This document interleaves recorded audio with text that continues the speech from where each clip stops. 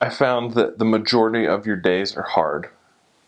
Every day you have something you have to overcome, whether it's yourself or with other people, but you have more hard days than you have easy days. And I came to the conclusion that the reason why you have more hard days is because those days are for you to learn and to grow. And the easy days is for everybody else. And those are the days that everybody looks back on and tells stories about. But when I think about it, I love the hard days because that was my personal growth time and things I had to learn about myself.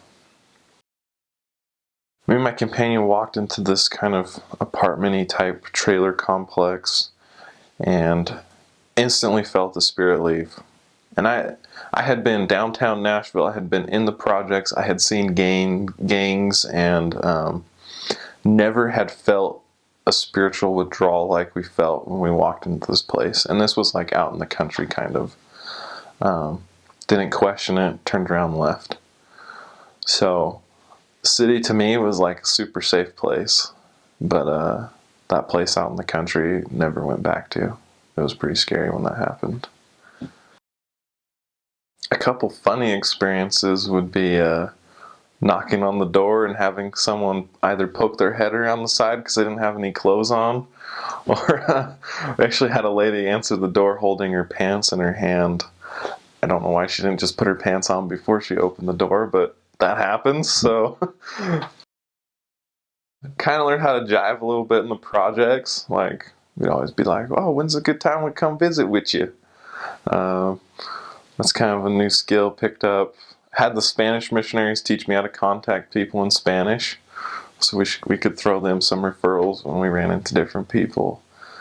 There's so many great skills you can learn just from being a missionary. If you want to learn it and just, want to be excited about things, your level of what skills you can learn is limitless. Keep track of the people you want to keep in touch with that you met while you're in the mission field. These people could be recent converts, they could be members, they could be less actives that you've gotten to know, or they could be investigators. If there's anybody you feel especially important that you'd like to keep in contact with these people. I've found here recently that names have started coming back to my mind of people that I want to be in contact with, and I can't find them, and it bothers me.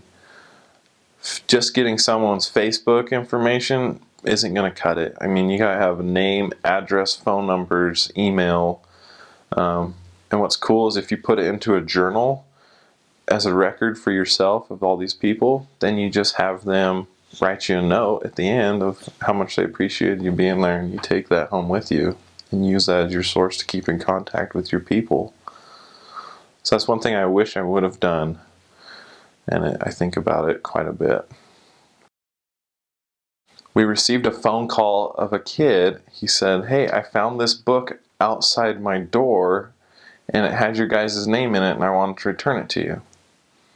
So we said, hey, we're in the area, let's come by and pick it up. So we could go knock on his door. It's one of our pass-along Book of Mormons. But we don't know how it got on his doorstep, and we don't know where it'd come from.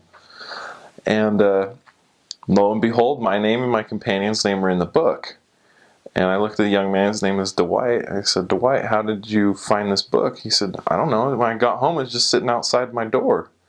And we hadn't been in that area where his apartments were in probably 3 weeks. And he gave it back to me, and I said, Dwight, do you know what this book's all about? He said, yeah, I used to talk to some Mormon guys when I lived, he lived like kind of by New York, and I said, well, hey, here you go, here's your book. He's like, oh, thanks, I lost mine. I haven't had one for a long time. I said, well, you just found yours. Don't know how the book got there. It just randomly showed up. And him and his mom ended up getting baptized. So that was a really cool experience. Crazy how that happened. I have no idea to this day how I got there. Very early on in my second area, I met a lady. Her name's Charlene. She passed away a couple years ago now.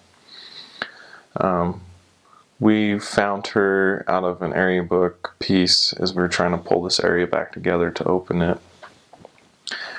And when we found her, we taught her very minimally because of her life circumstance.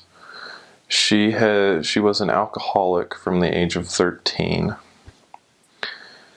And her life and things she encountered and some of the stuff that happened to her had kind of put her into becoming an alcoholic because she used the alcohol to cover the pains and all the problems she had in her life. My time with her was very brief at the beginning. I didn't get to know a lot about her life and things that happened to her. And so over time, she got passed off to one of the office senior couples. And they would visit her nearly every single day and teach her and spend time with her.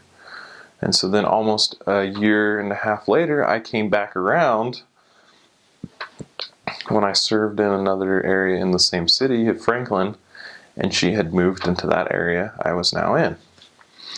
And that senior couple, the Merritts, Elder and Sister Merritt, were still teaching Charlene, and she was doing very well. She still struggled with the alcohol, but she was doing very well. And me and my companion, Elder Swenson, came in and we started teaching her.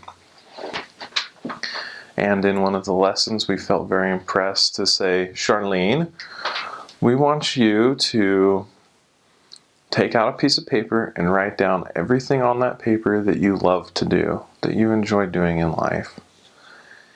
And so she made a list, and some of it was like cleaning, even though a lot of people would say they don't like cleaning, but she liked to clean her house and make things look nice, and she liked to cook, and she liked to spend some time with her friend down the street who struggled a little bit. And these was just a few things she listed on that list, and we explained to her, Charlene, every time you feel like you have to drink or something bad in your life has happened that would force you into drinking again, we want you to pick something on that list and go and do that. And she stuck to that, and it blessed her life. And the next thing we know, within 3 months after that, she was completely sober. She'd been an alcoholic for probably close to 40 years. Now she's sober, and now she's able to get baptized. And then about a year after that, she passed away because of complications to the years of being addicted to alcohol. And when that happened, her family's church community and the LDS church in the area came together, and it was a very great experience for helping to bridge the gap and differences between the two religions. And many of the people who attended her service were very appreciative to the church and the blessings that had brought Charlene back into her life. And so I think about her often, and that experience, and what happens when you love people so much that